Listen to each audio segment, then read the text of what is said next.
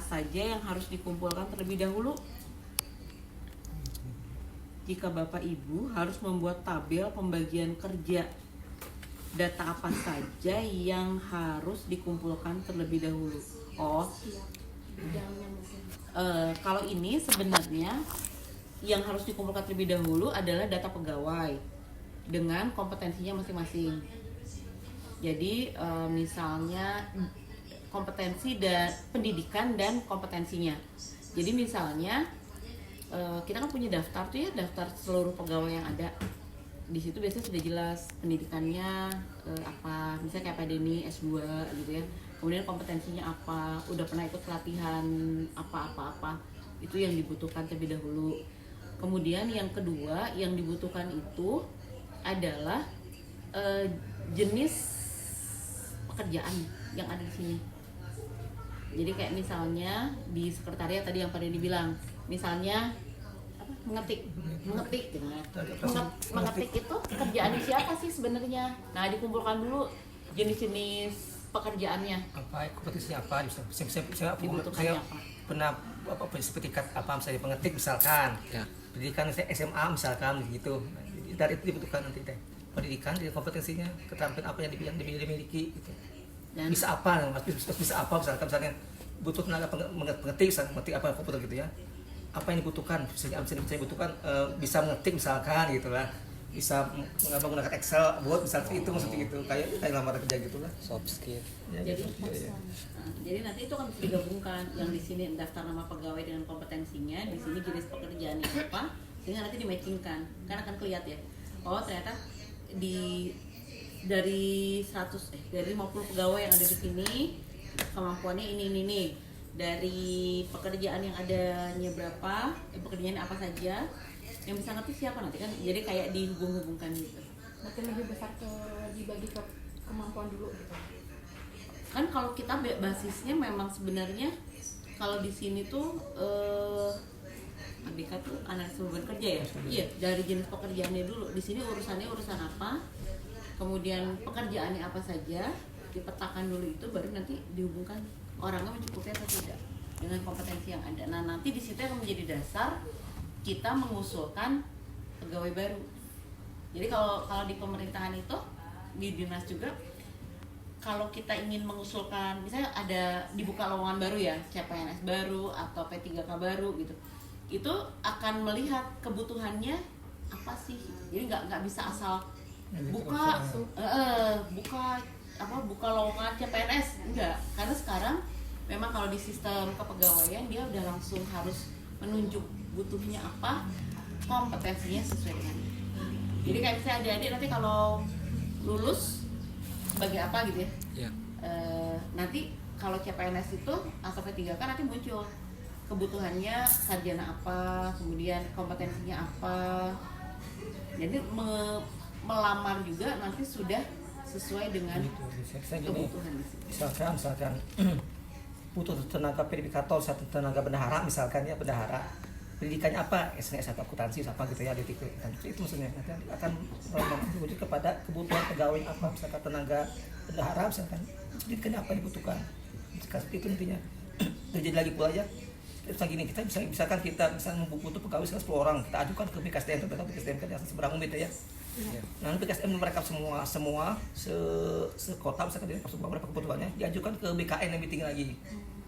Nanti BKN juga melihat, misalnya kota Sukabumi itu butuh 1.000 sesuai dengan apa pengajuan mereka, banyak semua dinas kan ya, diajukan semua ya, butuh 1.000, ternyata BKN juga nggak langsung di ACC, enggak.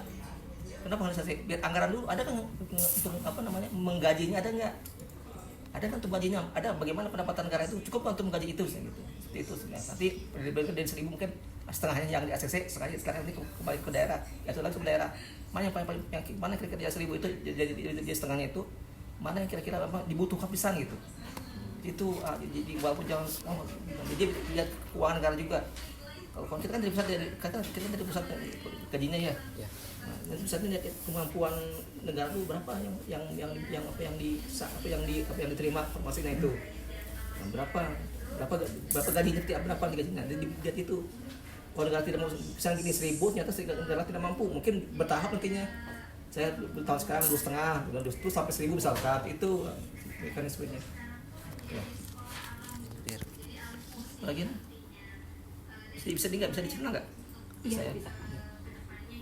Jadi kalau udah kurang paham, tanya lagi ke bawah, tanya Bu Rima. Pokoknya Bu Rima tuh. Apalagi deh, aku tanya nomor 4 ya. Bisa tanya. nomor 3. Lagi pertanyaannya ini. Misalnya dalam satu tugas pendataan membutuhkan waktu 2 jam ataupun kurang lebih 2 jam lah, dan satu penyuluhan butuh 3 jam. Bagaimana cara membagi pegawai untuk mengefisiensikan waktu mereka dalam mengerjakan tugasnya? Mau ikut bagi tugasnya, misalnya nanti ada kerjaan, bagaimana cara mengaturnya itu Bu? Maksudnya gitu. Ya. Efektif berapa jam gitu untuk mengefisiensikan pekerjaan tersebut? Tergantung kerja Bu. Tergantung kepentingannya kah atau tergantung arjenannya atau gimana gitu? Misalnya dalam satu tugas pendataan membutuhkan waktu 2 jam dan satu penyuluhan butuh 3 jam. Ini maksudnya dari satu pegawai, Ya, satu pekerjaan Ibu. satu pekerjaan. Tapi ini 2 pekerjaan, satu tugas pendataan, satu lagi penyuluhan. Berarti Jadi ada kan- 2 tugas. Ya, mungkin kan sebelum dikasih tugas dulu tuh suka ada penyuluhan dulu kasih buka gitu. Kayak dikasih tahu dulu baru Bukan dikerjakan. penyuluhan dong, itu namanya sosialisasi. Kalau Oh, itu, iya, sosialisasi. kalau penyuluhan itu tugas kita, kan kita salah satu tugasnya memang memberikan penyuluhan. Jadi penyuluhan kepada masyarakat, ke yang lain, tapi berbeda dengan tugas pendataan. Jadi ini kalau melihat ini tidak berhubungan tugasnya. Satu petugas melakukan pendataan dan melakukan penyuluhan juga kalau melihat ini sih gini. Kalau yang tadi disebut sebelum pendataan memberikan dikasih tahu dulu, itu mah bukan penyuluhan, tapi itu bagian dari sosialisasi tugas tersebut. Kalau seperti ini sih sebenarnya kita tinggal lihat. Yang pertama itu dilihat dulu kompetensi pegawainya. Apakah memang pegawai itu bisa melakukan tugas pendataan? Yang mana pegawai mana yang bisa melakukan tugas pendataan dan pegawai mana yang bisa melakukan tugas penyuluhan. Jadi akan disesuaikan dengan kemampuannya dia, gitu ya. Karena kan tugas mendata belum tentu bisa dilakukan oleh penyuluh, gitu ya. Kita lihat tuh. Tapi kalau misalnya ternyata satu petugas itu punya 2 kemampuan ini, bisa melakukan tugas pendataan dan bisa melakukan tugas penyuluhan, itu akan dilihat mana yang memang perlu dilakukan terlebih dahulu, yang tadi disebut. Mana yang perlu dilakukan terlebih dahulu, betul. Bukan masalah penting ya, tapi mungkin memang dilihat korelasinya. Apakah yang tadi misalnya pendataannya berhubungan dengan penyuluhan ini atau memang berbeda. Kalau berbeda mah tinggal dilihat audiensnya, ya kan? Kalau misalnya mungkin kalau penyuluhan dilakukan audiensnya sudah jelas harus dilakukan saat itu, ya berarti itu duluan kan yang akan kita kerjakan. Tapi kalau ternyata audiensnya masih bisa masih bisa menyesuaikan waktunya, pendataan dulu lah, akan dilakukan pendataan dulu, itu sebenarnya. Jadi yang pertama lihat dulu kemampuan petugasnya seperti apa, apakah bisa berbagi pegawai, gitu ya, ada pembagian tugas antar pegawai disesuaikan dengan kompetensi. Berarti setiap bidang itu beban kerjanya berbeda-beda ya Bu? Beban kerja kan tergantung dari apa yang diurusnya, ya kan? Apa yang diurusnya, kemudian tapi sebenarnya gini, kalau hitungan beban kerja di PNS itu harusnya sama. Misalnya sekian jam gitu ya, dia bekerja sekian jam itu sebenarnya sama, cuman dalam penyelesaiannya kan mungkin akan berbeda-beda, tidak akan sama ya, tergantung urusannya yang dikerjakan yang mana, gitu paling. Ya. Nomor 4 Mama. Udah tadi. Nomor 4, apakah semua Udah ya. pegawai harus memiliki beban kerja yang Yang sama tadi. atau bisa itu ya? Ya yang tadi. Sebenarnya. Jadi, untuk nomor Apakah 5, Bapak Ibu mendapatkan tugas? Oh ya, yang nomor 5 udah ya, saya jawab kayak gitu. Iya. Tanya ke bawah. Ke bawah. Apa risiko jika pembagian kerja tidak dibuat berdasarkan hitungan? Base making dan hanya memberikan instruksi saja. Ya, artinya kalau pembagian kerjanya tidak berdasarkan hitungan, kemungkinan yang tadi itu akan terjadi ketidakadilan dalam beban kerja.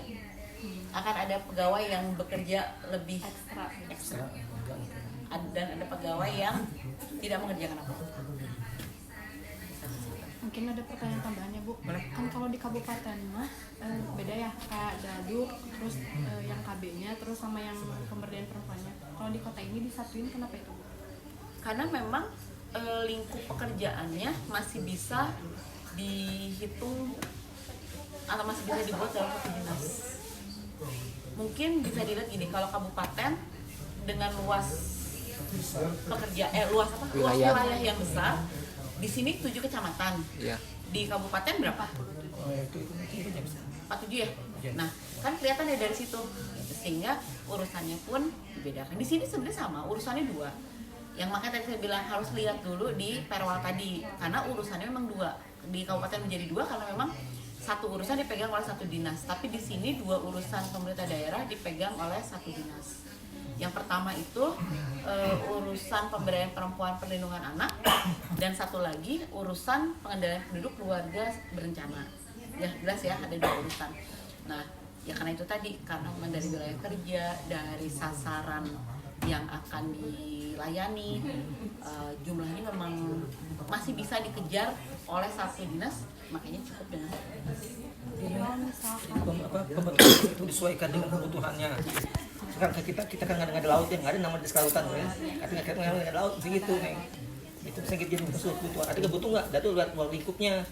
Kalau kita kecil kan, kota kecil kan nggak perlu ada bisa misalnya dinas KB dengan dinas P3A bisa nggak perlu.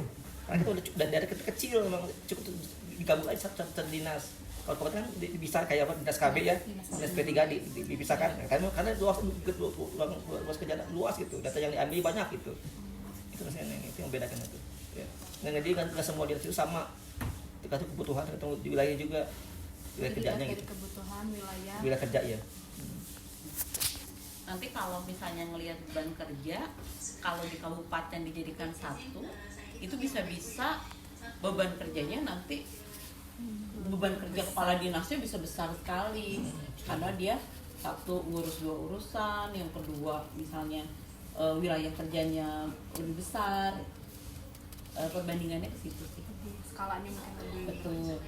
Tapi mungkin nanti pertanyaan berikutnya, kenapa kayak dinas kesehatannya cuma satu gitu, di sama-sama ngurus, di sana dinas kesehatan, di sini dinas kesehatan. Karena memang di kota ini itu kan urusan wajib ya, itu urusan wajib.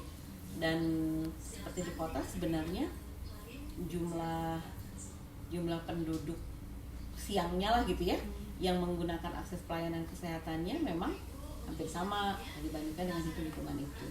Terus kayak rumah sakit besarnya awal-awal kan memang di sini besar gitu ya, ada rumah sakit, ada RSUD yang RSUD regional, itu juga jadi pertimbangan. Jadi yang tadi Pak Denny bilang, sesuai kondisi yang dibutuhkannya seperti apa, banyak pertimbangan-pertimbangannya.